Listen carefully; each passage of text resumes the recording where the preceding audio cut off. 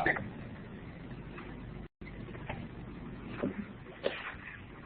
afternoon, everybody, and good evening to some of you.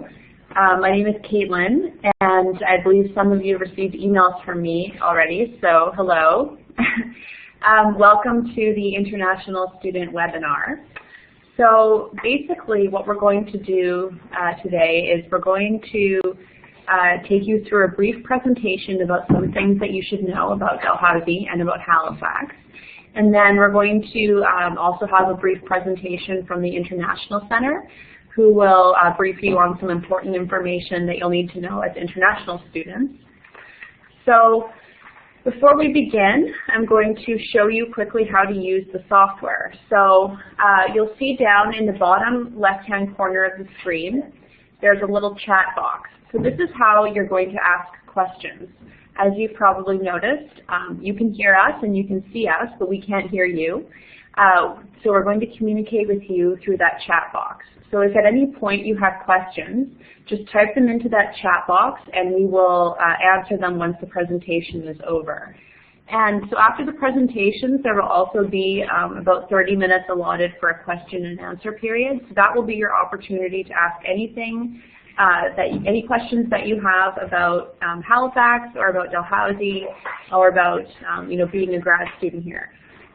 We'll do our best to try to answer them. If we can't, we'll definitely tell you where you can find the answer. So I think that's, oh yeah, the other thing that I'll show you is that at some point we may ask you a question, and there's actually a way with the software to for you to answer the question. So if you look over on the left-hand side, you'll see a checkbox, a box with a check mark in it. If you click on that, you'll see that it gives you the option to answer yes or no. So if we ask you a question, like for instance, have you found an apartment yet? You can go over there and you can check yes or no and let us know whether or not you found an apartment. So that's kind of a cool feature. All right, so without any further ado, I'm going to introduce Wendy Fletcher. This is Wendy. She's the program officer with the Faculty of Graduate Studies, and she's going to give you the first part of the presentation. So I hope you enjoy it, and we look forward to hearing your questions. Hello, welcome, and thank you for attending today. If we could just go to the next slide, we have a map of the world here. Now, if you're able to, you could just, we'd like to know where you are right now. So if you could just take your pointer and point to where you are in the world, that'll give us a sense of, first you have to select the button, sorry, and then you take your pointer over and place it where you are right now. So select the button. I think you can see the arrow pointing to the button. They can't see it. Okay. They just want the little star. Can you see the star? Maybe not. Maybe it's not functioning the way we thought it would. Okay, moving on. All right. I think I'll start. You've got some slides there, a slide and some pictures of Halifax. I think I'll start by asking you a question, and you can go to the checkbox and let us know if it's a yes for you. Have you ever been to North America? Can you let us know how many of you have been to North America? Nobody has been to, one, two, okay. Just a couple have been to North America. Most of you have not been to North America. The two of you that have been to North America, have you ever been to Canada?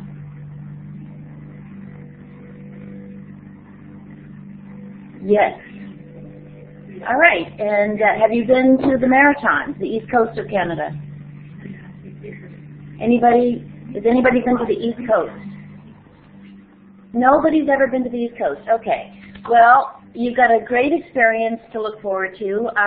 Halifax is on the east coast of Canada. We have the best lobsters in the world, by the way, if you like lobsters.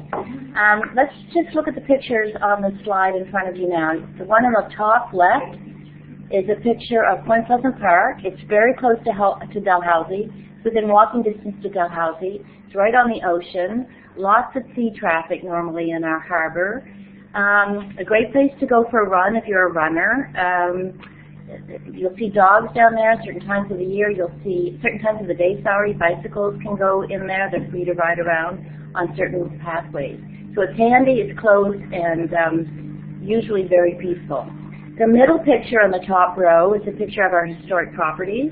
That's also a vibrant part of the city, right on the ocean, lots of water life, lots of tours, lots of businesses and restaurants, very close to where the cruise ships park in Halifax Harbour.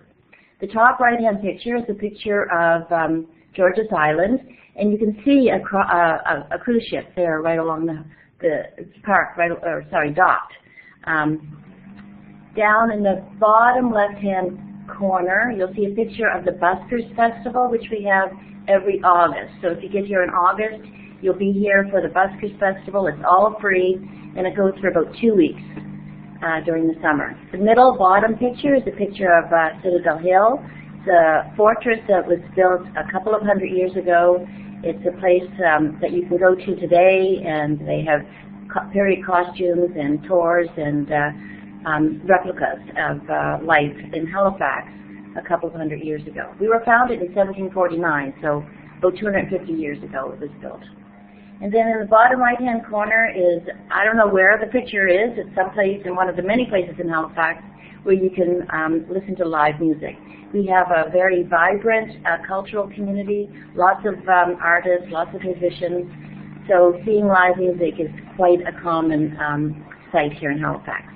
So that's the city. The next slide is of our weather. We have 4 beautiful seasons in Halifax. If you like variety, we have 4 beautiful seasons. The top left-hand corner is again Halifax Harbour in the summertime. The top right-hand corner is a picture of Halifax in the fall. Now it's quite late in the fall. I'd say that's probably a November, December picture because most of the leaves have already fallen. You can still see a bit of color in the leaves. The bottom left-hand corner is springtime. You can see we have a lot of greenery here in Halifax. That's because we get a fair bit of rain, especially in the spring. Then the bottom right-hand corner, we have some snow. Our winters vary greatly. Some years are great if you're a skier or a skater or you like to build snow forts. And some winters you don't have enough snow to do those things. So we do have a lot of variety. I'm sure we'll have some questions on the weather, but we'll move on to the next slide now.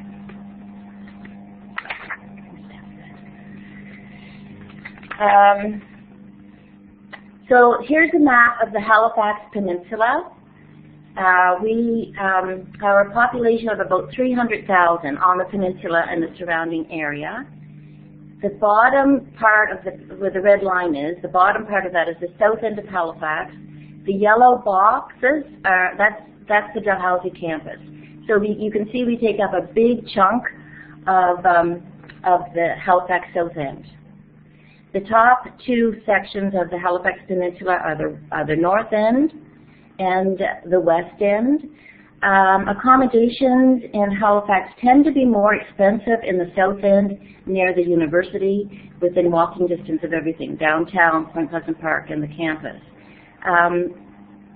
Accommodations in the north end and the west end tend to be less expensive, but you can still walk if you're a good walker. Most people will use a bus or take a bike for those areas.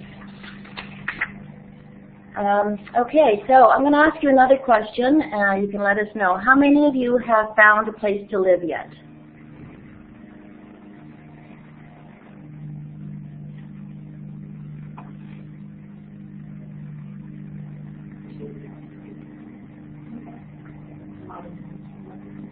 Okay, a couple of you have. That's fantastic. I would suggest those of you who haven't, it's time to start looking. We are a university town. August gets very busy with students. We have a number of universities right on the peninsula and not very far from the peninsula. So it gets very busy, students looking for apartments. So it's really a good idea to start looking.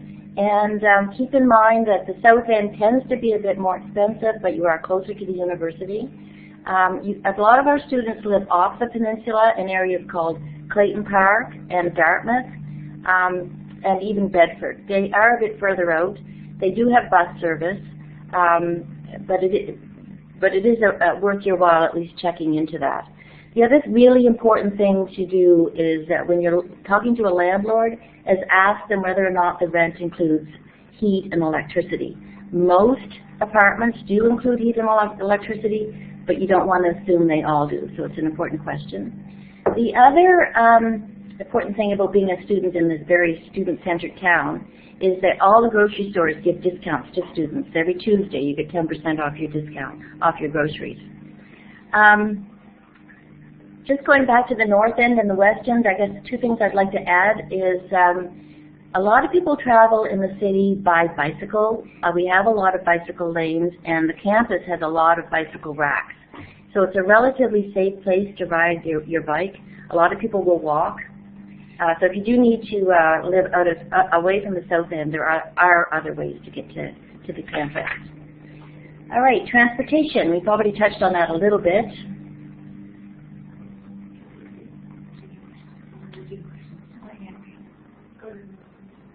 Transportation. So all full-time students receive a bus pass when you pay your tuition. All students have access to the bus from January to April. If you're going, most of you will probably arrive in Halifax by plane, and so you can get a cab from the airport to downtown Halifax and pay $62, or sorry, from the airport right to where you want to go in Halifax for $62. Or you can take a Metro Transit bus from the airport to a downtown location for $3.50. The downtown location is central, but if you need to go, you know, someplace on the peninsula, you probably can count on an extra $10 to get a cab from that downtown location to wherever it is you need to go on the peninsula. As I said earlier, a lot of people do travel by bicycle. It is a bicycle-friendly city. We have a lot of bicycle racks right here on campus.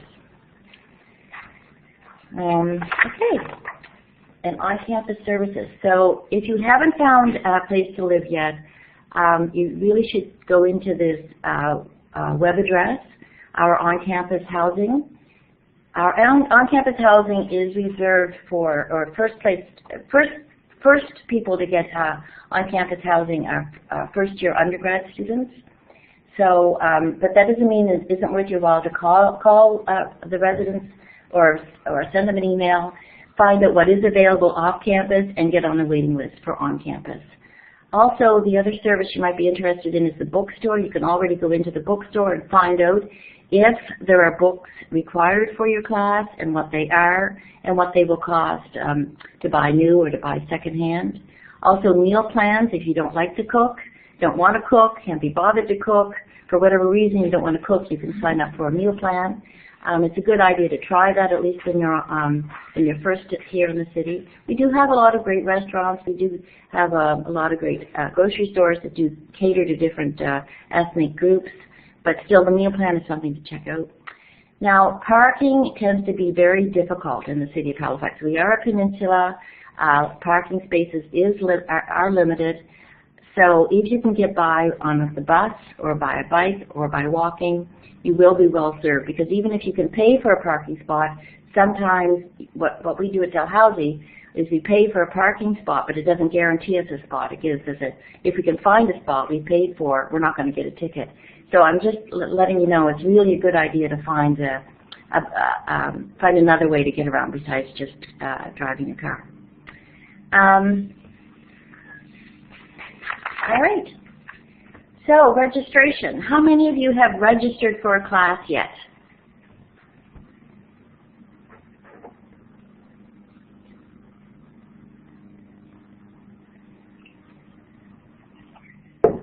A couple have, and that's fantastic. Most of you have not.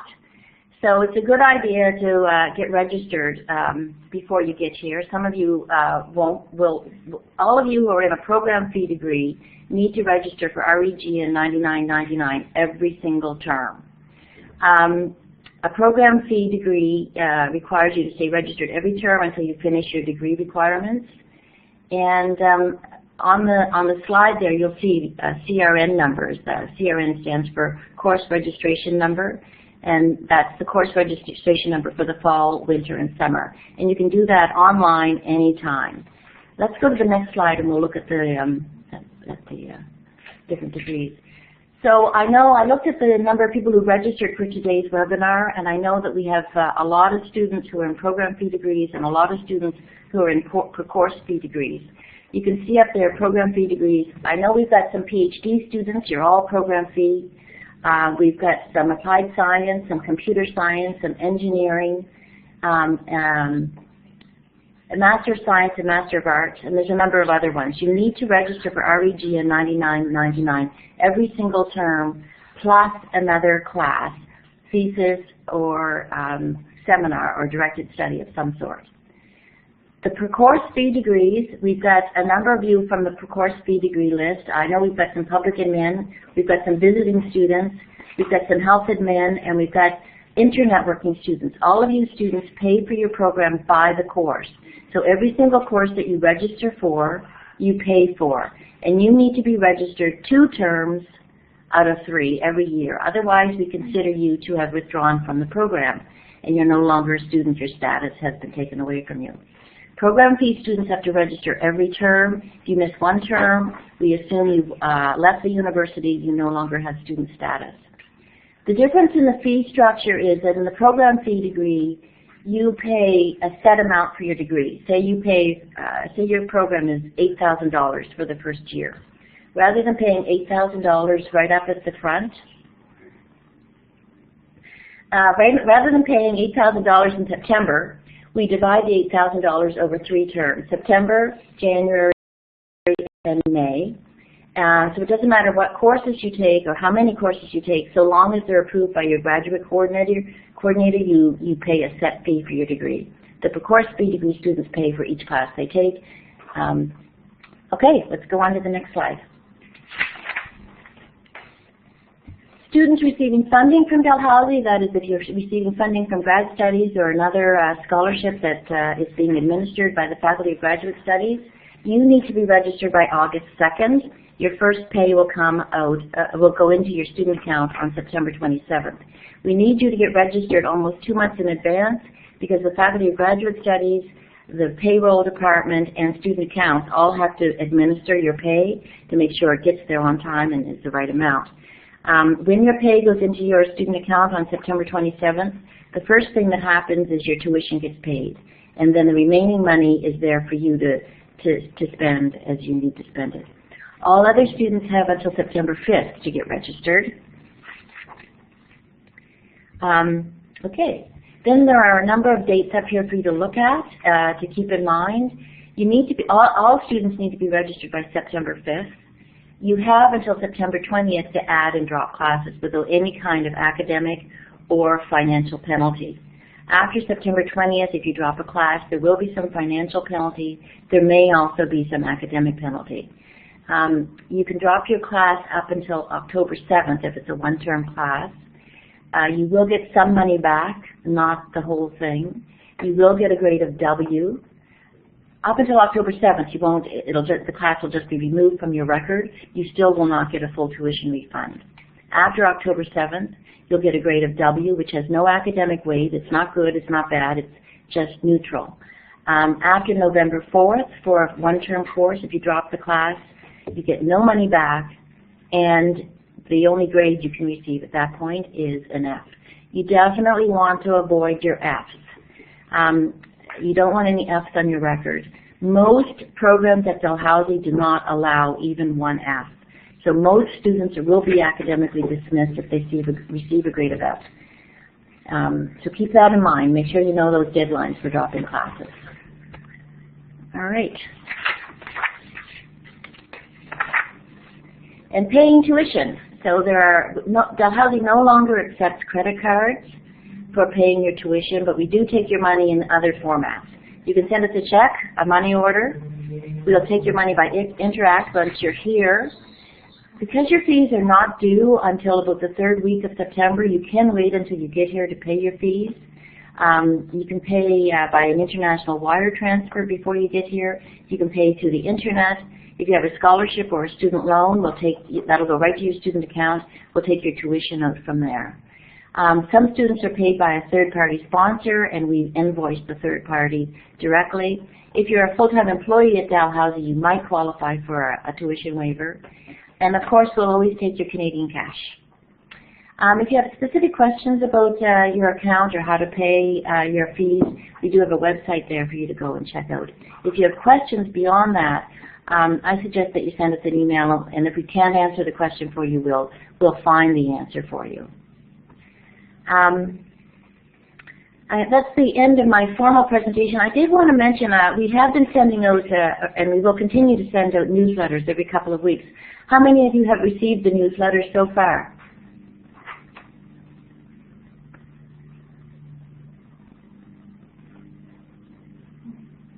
Okay, almost all of you have already received the newsletter. That's great. The newsletter is full of all kinds of helpful hints about moving to Halifax, living in Halifax, what to do when you're here, what's happening on campus.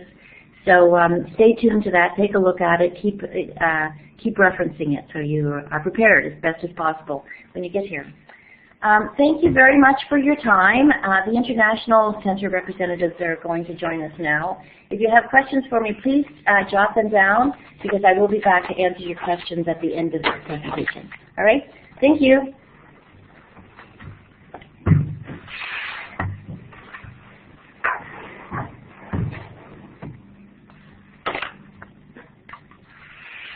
Welcome. Good morning and good afternoon and good evening.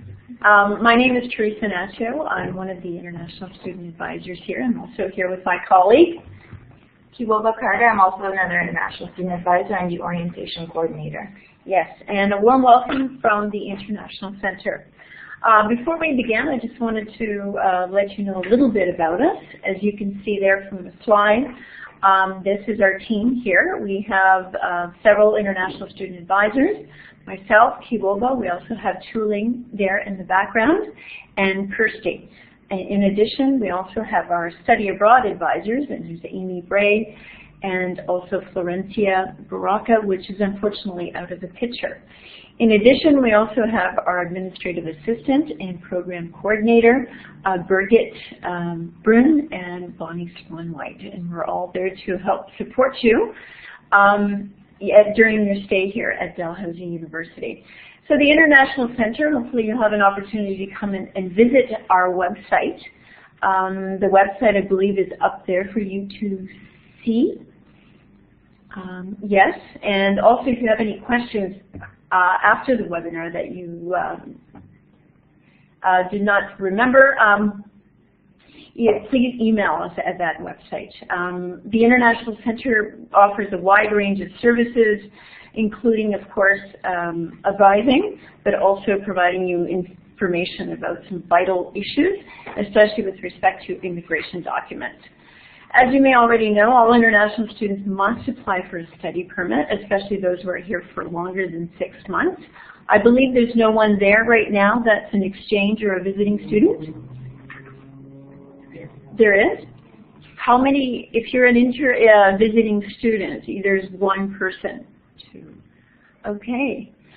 If you are staying here longer, definitely recommend in getting a study permit as required. However, if you're here for less than that, you do not necessarily need a study permit. But for those of you who do want to access a study permit, the study permit also provides you with the opportunity to work on campus. So for those of you who are visiting, you can still request a study permit, and that will allow you to work on campus. For some of you, you also will require a temporary resident visa in order to enter Canada, and this will be issued to you when your study permit application is processed.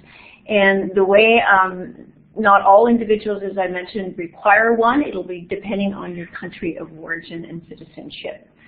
For all information regarding immigration, completing documents, supporting documents that are required, we suggest that you definitely visit the www.cic.gc.ca website. From there, you can go directly to the Canadian Consulate in your home country for additional information and support that you need in terms of your application. And sometimes the application process is slightly different depending on your country of origin. The other important thing to note, if you do go to the CIC website, especially under processing time, as of June 11th, the Professional Association of Foreign Service Officers that work with Citizenship and Immigration Canada have gone on strike. In other words, they have walked off the job here in Canada and overseas. Unfortunately, this is maybe causing some delays in your study permit application process, and we recommend highly, much like CIC, for you to begin the process immediately. Just out of curiosity, how many of you currently have already applied for your study permit and or temporary resident visa? 3? 4. Wonderful. Higher. Good, good, good, good, good, good. Okay, so a good number of you have, and there's about 3 of you who haven't. So strongly recommend that you get your documentation together and get your forms ready and submit as soon as possible. In the event that your permit is delayed or your visa is going to be delayed, we highly recommend that you contact your department, either speak with your supervisor and alert him or her that you may be late, and also you can then discuss at that point some contingency plans depending on how late your arrival will be. Okay. And without further ado, I'm going to bring this over to Kawoba Carter, who is going to bring you some additional information. Okay, so most of you are preparing to come here. We just wanted to give you some advice on the important things that you need to make sure you bring with you. So starting with government identification, that's very important. You never know when you're going to need to be able to prove who you are. So we recommend that you bring documents like your birth certificate, some of you may have baptismal certificates, a driver's license or bank statement. They may be required for jobs or even participating in certain volunteer positions. So it's very good that you have them with you right away instead of having to go through the trouble of having them mailed to you from your home country. And also a copy of a medical certificate for those of you who have medical books with your medical history. That's important to have too, just in case you need to show that at hospitals or clinics. For a lot of you, you may be coming from countries that have 1 or 2 seasons. So if you are in that case, we recommend that you just bring your light clothing. You will be arriving in September, August, or some of you maybe even July. So if you just bring your light clothing, it will be very good because that's exactly the season we're in right now. And then you'll have an opportunity to buy heavier stuff, winter stuff, fall stuff once you actually get here. This is actually also helps you with your airport traveling. You won't be buying big bulky things and taking up a lot of space in your suitcase, since most airlines now only allow about 70 to 60 pounds, some only as little as 50. So just travel light, and there'll be a lot of opportunities to get seasonal clothing. There's lots of different stores, as well as secondhand stores and even clothing drives where you can sometimes get winter materials for free. So there's really no need for you to go worrying about trying to get all that stuff before you get here. We recommend that you bring basic toiletries, especially if you're going to be traveling on many different planes in order to get here. You never know what could happen, so just in case you happen to be stuck at one of your transfer spots, bring toothpaste, soap. If you're a female, bring feminine hygiene products so that you at least have something that can carry you on over for a week or 2, and then you can get the bulk of the materials once you arrive in Canada. And for those of you who have interest in working or interested in networking or even attending conferences, we do recommend that you do bring at least 1 outfit for a formal occasion such as this. Some of you may have traditional clothing from your home country that you may wish to bring, and that's perfectly fine as well. There are many different festivals, and there are many different small pockets of different communities. There's the Indian cultural community, the Saudi Arabia cultural community, and they sometimes have events, and a traditional clothing is required for those events. So if you have that, don't be afraid to bring it. Okay, now everything else you may need to know about preparing and coming over, you can find on the International Center website's new student guide. There's information on everything about class registration, to housing. There's YouTube videos of information about finding housing, what's housing like in Halifax. There's also information about the social life in Canada, in case you're interested in learning. So if you go scroll down to the bottom, you'll see the new student guide right there. There's two, one for new international exchange students, that's our visiting students who are less than 6 months, and then there's the degree-seeking students. If you click on degree-seeking students, you'll find that it's in steps that'll make it easier for you to follow. We have everything from making sure that you get your immigration. Again, please apply early, especially with the strikes. We have information about health insurance, how to get from the airport to Dalhousie, links to where you can find information about paying university fees, and step 8 with Explore Halifax in Canada. You'll get information on, more information on the city, cultural life, ways to be involved outside the classroom. So the new student guide is a very, very good resource, and of course we have the link to registering for orientation in there, which is very important. All international students, exchange and degree seeking, are required to attend orientation. It is mandatory. And once you register for this orientation, you will be automatically registered in the Faculty of Graduate Studies orientation. The international student orientation starts on September 3rd. Leading into the graduate student orientation on September 4th. So we do recommend that you come. You'll get a lot of important information. Family members are welcome. There are opportunities for you to get information for spouse and children if need be. So I'm going to leave it there for now, and it's about time we open up for questions, right? And for those of you who are also linked in on Facebook, you can post your comments there as well on the Dal.ca/international Facebook page. Caitlin, you're doing the questions. Okay.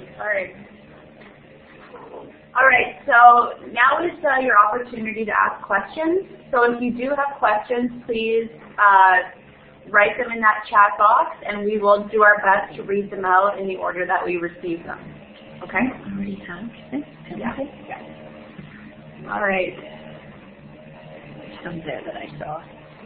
Okay, so the first question is about temperature. So what is the lowest and highest temperature? Which season? Can I answer that question? Yeah, do you want to Sure. Yeah.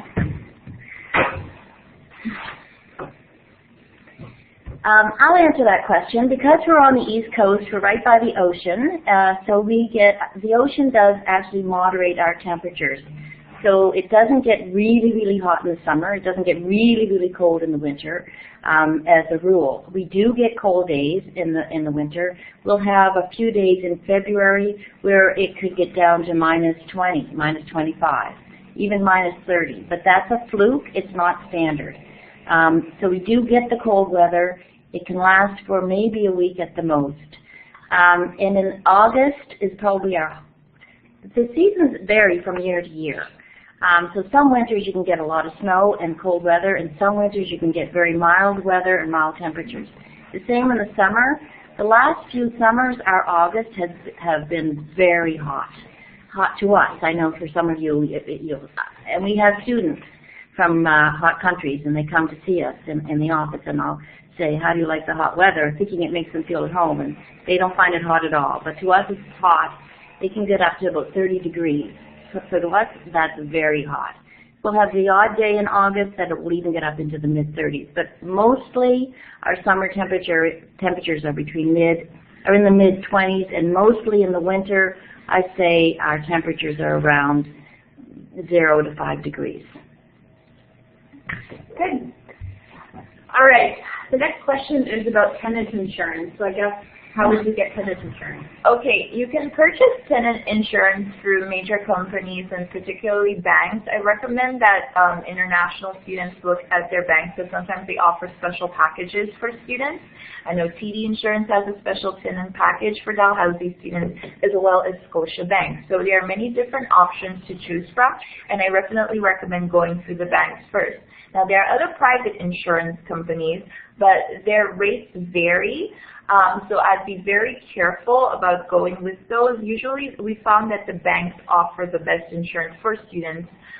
So we recommend that you go through that avenue. Again, the two banks that offer really good insurance packages for Dalhousie students in particular are TD Bank and Scotiabank. So if you already have a bank account with either of those banks, you can just go in and you can ask more questions about it. And if you don't have a bank account, it's very easy to make an appointment with an officer to ask questions. But of course, you are open to looking at other banks as well, RBC, Bank of Montreal, and the private insurance packages. Great. The next question is about living in a bachelor apartment.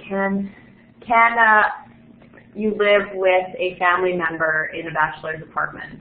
If it is an immediate family member, for example, is a spouse and or child, or if you're with a sister or brother, then by Halifax law, that's okay. However, with the Nova Scotia Tenancy Guide, they do recommend that if it's not an immediate family member, it's a bachelor apartment, particularly if it only has one exit, that is considered a fire hazard in Canada, and therefore they do not recommend, it's illegal, really. So if you are planning on living in a bachelor apartment, if it's not with a family member, I do advise against it. For rules on the Nova Scotia Tenancy Guide, you can just very easily Google Nova Scotia Tenancy Guide, or if you go to the off-campus housing website on Dalhousie, you can find information, a link to the Tenancy Guide there, and there is that information in there. So we don't recommend living with more than your family members in a bachelor apartment. Okay, so the next question is about registration. Do I need to register for all terms or just for fall term at this time? That's a great question. I'm glad you asked it. You can register for the fall and the winter and the summer right now if you want to. Your fees for the fall will go on your account as soon as you register, and they'll be due the third week of September.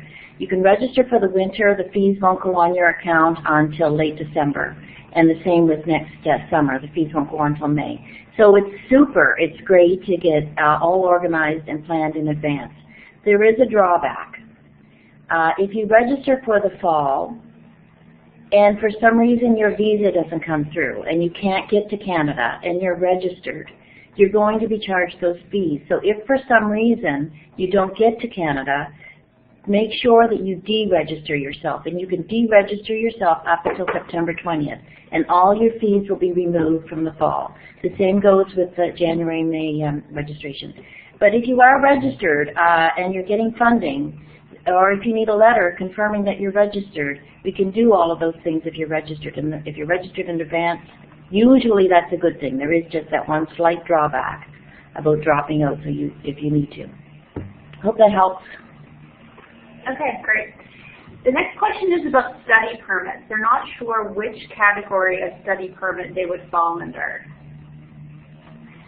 It sounds like a little, can I just read that right here? I think I know what you're talking about. I think you're referring to the study permit checklist.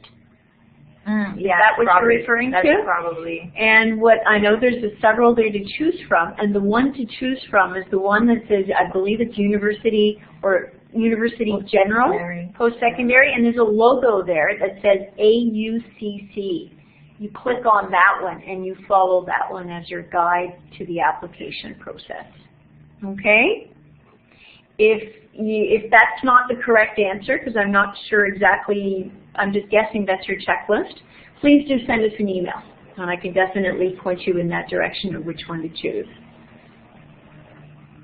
Okay. What is the best way to start looking for accommodations? The best way to start looking for accommodation is to refer to the off-campus housing website.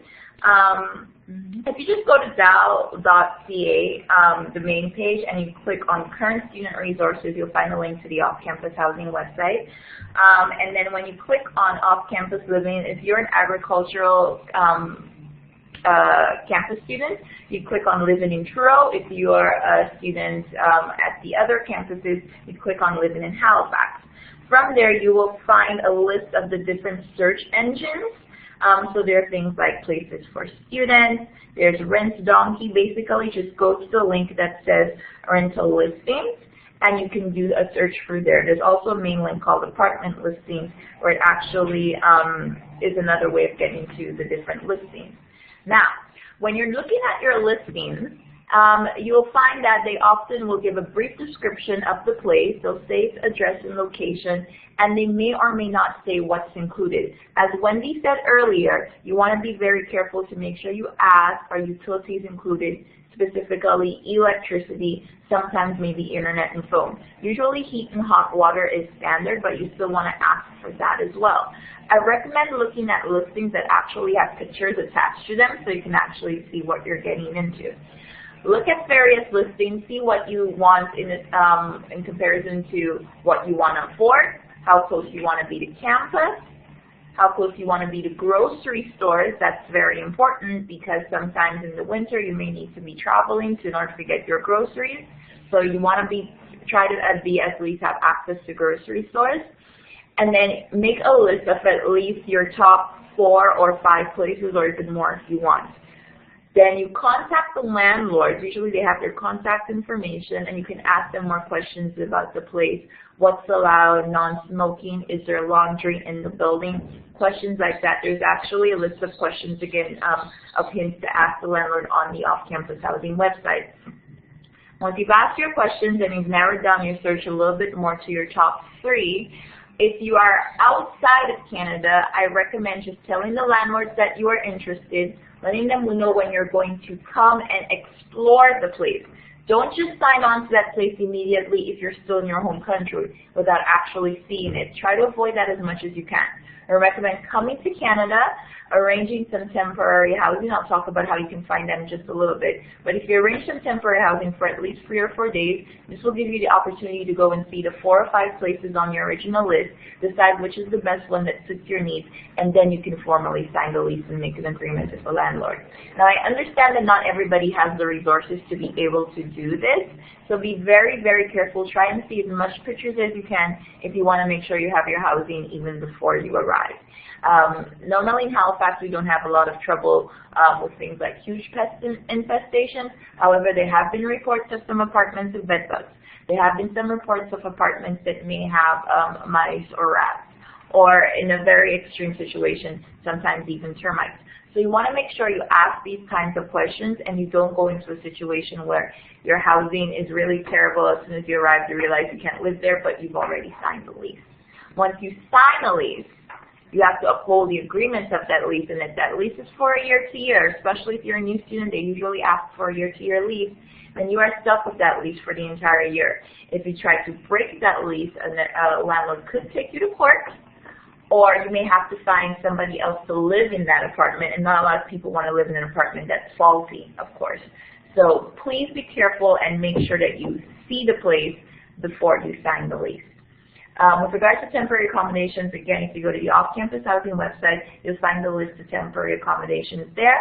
And if you want another resource, you can email hospitality@dal.ca, and the hospitality coordinator will forward you a list of temporary accommodations. Great. All right. Someone is wondering what the bus pass covers. Okay, Wendy. The bus pass is for the city transit system. So it covers the peninsula of Halifax. It goes out as far as, it goes to the airport. It goes out as far as Sackville, which is probably about 30 kilometers from the downtown. So it covers everything. Probably in a, I'm guessing maybe a 50-kilometer radius. That's a guess. Yeah. Mm-hmm.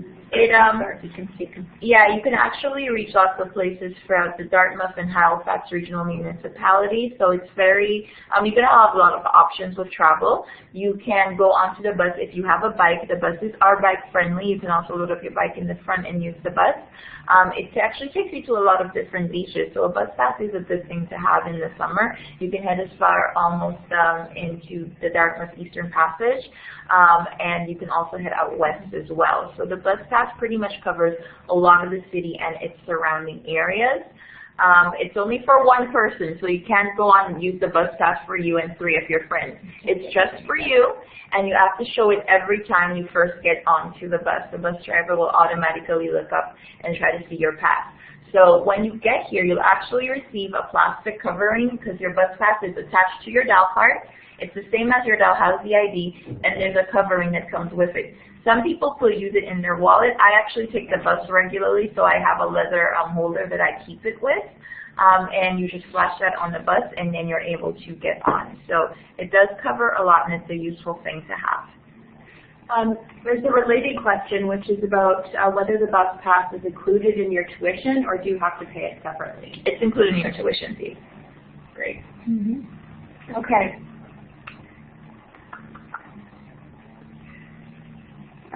Okay, somebody is wondering about medical insurance. Mm-hmm. So can we just speak about that briefly? Sure. There's two types of medical insurance. As an international student, you are required to have basic emergency health insurance, and that's automatically charged on your account as well. It's the Dalhousie International Student Health Plan. In addition, you will also have the opportunity to have an extended health plan, and what that covers is essentially everything from prescription medication to dental and other sort of paramedical services such as physiotherapy. So you'll have two health plans. It'll be automatically charged on your student account. If you want to go see, the total cost, I believe, is $436. That was last year's rates. However, we haven't received this year's rate, but it's probably going to be pretty much the same amount. If you're coming with family members and you want to also cover your family, you can extend to get a family plan. You will have to contact the Dalhousie Student Union Health Office and make arrangements for that. And we certainly recommend that you do that sooner rather than later. There is a deadline for getting onto that plan as well. Now, for students who don't want the insurance because they already have insurance from your home company, we recommend two things. First, contact your insurance company at home and make sure it can cover you whilst you're still in Canada. Ask them about the payment options, because if you were able to use it in your home country and it was paid directly to your insurance company, that may not be the same system in Canada. You may still have to pay for Canadian health services upfront and then have to do a reimbursement later on. So find out from your insurance company if you are fully covered in Canada. Now, if it does cover you and you still want to keep your home country insurance, you are allowed to do so as long as it covers $2 million in coverage.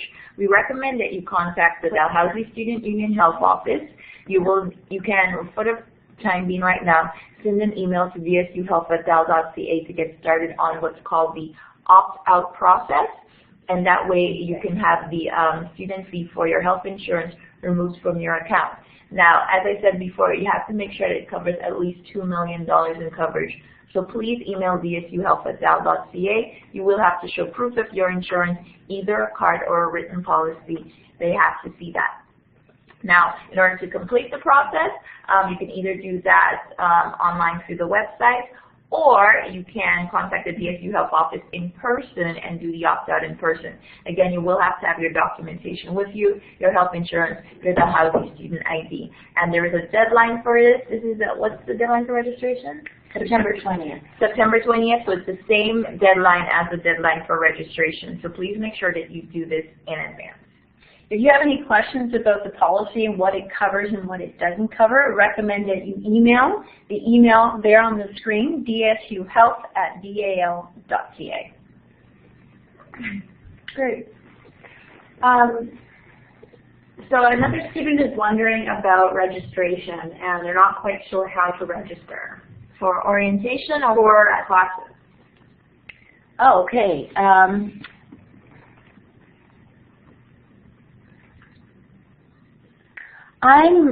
It's a technical process. It's not difficult, but I think it's better if you send us an email and we can send you the directions by email rather than me trying to write it out for you or trying to speak it to you or explain it to you. You know, those of you who are in a program fee degree do need to register for REG in $99.99, and you should have no problem doing that, just following the instructions online. I think they're pretty straightforward. But if you're having difficulty, I think it's easier to actually send you something in writing so you can follow the steps. Now, some of you are in programs where you need to have approval to register for anything other than REG and 99.99. I think a few departments, I know computer science, I believe English, and perhaps other departments, they want to communicate with you directly and advise you on what your options are. So there's an electronic process for them to give you permission to register for those classes. So if you're trying to register for something and saying you need approval, it may be because you're in a program where they want to consult with you and before you register for the classes.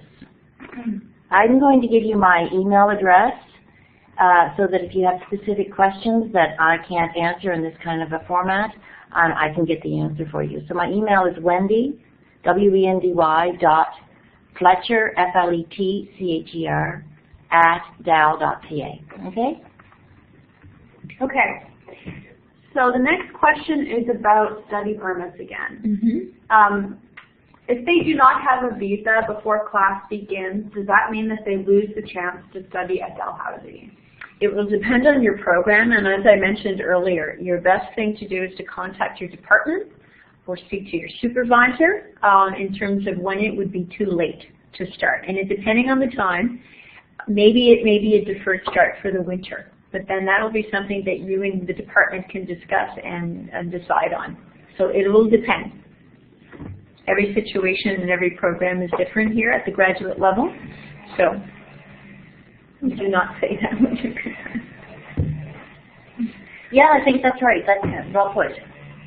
Okay, so the next student is wondering about internships and how would they find out about doing internships through their program?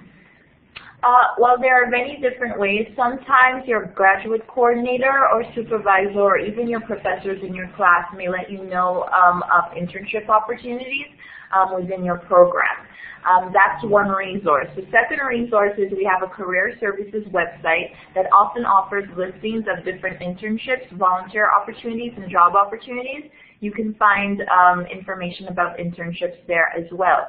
A third resource is our networking events on campus. Sometimes there's a speaker series, and during that speaker series, the speakers may have information about different internships.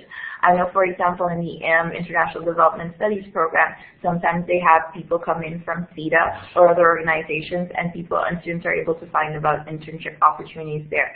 So really starting from your program, that's the best way. Getting information from your graduate coordinators, supervisors, and professors is the second way, and the third way is going for the career services and finding about the listings there. I just another note to add there. There are some graduate programs that do have an internship opportunity built into the program. For students who are in those programs, for example, Masters of Health Informatics, I believe there is a co-op, as it's referred to sometimes, or an internship work experience. Students in those have, of course, the opportunity to work, whether it's on campus or off campus, and must apply for a co-op or an internship permit at that time. For more information on co-op and internship permits, you can visit the International Student website for more information. And I'll just add to that too, Teresa and Koba, that some programs where you're going to get credit in your degree for doing an internship, you don't want to sign up for anything without approval from the grad coordinator, because you might find something that sounds interesting to you but will not meet the requirements of the degree as it's set out. So before you think you're going to get credit, make sure you get approval from your grad coordinator. All right, another question about study permits. If the strike continues and if the student is unable to get a study permit before September, do they have the option to switch to a January intake? They can talk to the graduate department and request what we call a deferral. We can't guarantee it, but that's certainly an option. Many programs just do September admissions, so that would be a deferral for a whole year. But many programs do a January intake, and so it's a possibility. Okay. All right. Switching now to a slightly different topic, they're wondering about what monthly living expenses might be. Okay, that depends entirely. It's on person to person. Living in the city of Halifax can either be incredibly expensive or incredibly inexpensive. In terms of grocery bills, of course, it depends a lot on how you eat, depends on your gender. It depends on what sort of groceries you want to buy. So for many international students, it actually is cheaper to buy Canadian food than it is to buy international foods and fruits. So that depends. I've met students who have a monthly living expense of as little as $250, and that's including groceries, their cell phone bills, as well as their entertainment. Other people have as large a bill as $800 to $900 a month because they're doing a lot more stuff and they're buying a lot more tropical food from their home country. They may be buying, they may be traveling a lot and spending a lot of money on gas and upkeep of their cars. They may be doing a lot of different things for entertainment. So it's really up to you to sort of manage how much exactly it is that you're spending. If you have a family, of course, your spending bill tends to be bigger because you're buying stuff for your kids and everything like that. Generally, we recommend that you really make sure that you try to find stores that offer products in wholesale. So some of our students go and they get Costco memberships, other students shop at Bulk Barn, so they cut down their grocery expenses in that way. They shop at Walmart where they can get things cheaper, and of course there's always a dollar store for getting materials. Now you'll often find that when you first arrive, you're probably going to spend a whole lot more money in September because you may be getting things for your place, picking up books and materials and other stationery supplies. So your bill in September may be a lot higher than what you may expect in October. So I'm sorry I can't give you an actual figure, but again, it's just too dependent on your kind of personality and who you are. Okay, we're running a little short on time, so we're going to take just a few more questions. And if we don't have the opportunity to answer your question, we will write it down and we'll send you an email after the session to answer the question for you. Okay? So someone is asking about sharing on-campus accommodations and wondering if it's possible to share on-campus accommodations with other students. Well, if you mean on-campus or residence buildings, there are double rooms offered in the residence building, and you can certainly register or request a double room. And you can even have an opportunity to be able to request the information about your roommate in that double room through the residence website. So I encourage you to go to residence.dal.ca and register for a double room. So there's definitely the opportunity to share. Now, if you meant an on-campus building like the Glengarry Apartments, which are non-traditional residents, there are also double rooms there, but they're very few. And Glengarry Apartments often gets full quite quickly. So if you really are interested in that, I do recommend contacting them straight away and applying for that because they may be already full. So if that's what you meant by on-campus residence, there's your answer. They are wondering also about how to get in touch with other students in the program to possibly share accommodations. So how would they touch base with students in their program? We recommend using social media. Facebook, there are many Dalhousie international student groups. If you go to dal.ca/international, that's the International Center's main Facebook page. But on our page, we have the different links for different Facebook groups. Grad Studies has a Faculty of Graduate Studies has a Facebook group where many graduate students connect. There's also the Dalhousie Help Group, the Dalhousie International Student Association. So we recommend Facebook.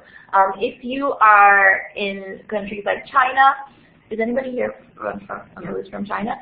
We recommend if you have QQ, there's a Chinese Student and Scholars Association QQ group, and you can connect with students through there.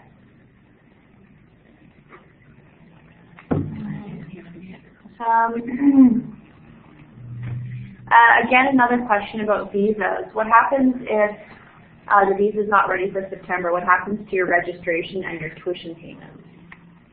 Well, if you're registered, you're going to be charged fees, and you're going to be expected to pay those fees. So if you're registered and you're not here, deregister yourself. Get yourself out of those classes, and the fees will be removed from your account. You have up until September 20th to deregister yourself and get a total tuition refund. Okay. Can I ask a quick question before we close? We should have asked this at the beginning. Is anybody here in agriculture? Because agriculture, the Faculty of Agriculture is an hour out of the city. So some of the information we've given you might not be as applicable. If so, we'd like to hear from you. Anybody here from agriculture? Okay. Doesn't seem to be anyone. Okay, that's good. Doesn't seem like anybody here is in agriculture, so that's good. All right. Okay, do you want to answer a few more questions, maybe? Sure. Just a few more, okay. So how does it work if a supervisor promises financial support? How does the student receive that tuition money? Does it get paid directly to the student, or? The supervisor works with the Faculty of Graduate Studies, and the Faculty of Graduate Studies works with the accounts office, payroll, and student accounts. That's why we need to get you registered by August 2nd so that your payment goes into your student account by September 27th. The money never goes directly from the supervisor to the student. It goes through a series of administrative steps here on campus. Okay, how do students declare whether they want to do a thesis-based program or not? Well, some of you are in programs where a thesis is required, so there's not an option. Some of you are in programs where there is no thesis option, so again, there's no option. But some of you are in programs, I see some of you in electronic commerce and health informatics and economics and a few others, where the thesis is an option. And I mean, it's a private, personal decision based on your own academic and research abilities and interests. So if it's an option for you, you don't know if you want to do a thesis, I would suggest that you keep it in mind, you talk to your graduate coordinator, find out if there's a researcher in your department who has an area of research that's of interest to you, see if you would like to work with that researcher as a supervisor-student relationship, and go from there. You know, for those of you who have it as an option, it's not a decision you have to have already made up in your mind when you get here in September. You have at least a term, if not a couple of terms, to think that through. Okay, the last question that we'll take is about funding again. So what funding opportunities are available? How do they apply? Is that initiated by the Faculty of Graduate Studies or by the supervisor? We actually refer you. There are many different ways and answers to those questions. Within the Faculty of Graduate Studies, there are some funding opportunities. So I welcome you to go to the Faculty of Graduate Studies website and look at that section under funding opportunities for some information. There are some external websites as well, so look at that. However, if you're asking about this in relation to supporting yourself, don't count on a lot of large scholarships available for international students. This is because you're expected to have enough money to support yourself, and you have to show it to the visa officer before you are able to come. So, and it's a lot of high competition for these scholarship and funding opportunities as well. You can also email international.cnrdal.ca. We do have a link to a website that has a lot of scholarships information for different international students across the world. So just send an email to us and we're able to provide you the link to that. All right, I think we're out of time, unfortunately. So if we did not answer your question, we will answer it offline. We'll send you an email with a response to your question. So I guess I'll let you all say goodbye. Thank you. Bye. Thanks. Hope to see you guys in September for the orientation. If you have any more questions, just let us know. Thank you for attending. I do think that we will have this posted on our website. It takes several hours for it to get uploaded, so check in tomorrow around this time, and we hope to have it available for you. Okay, thank you. Have a good rest of the day or evening, and see you in September. Bye. Bye. See you.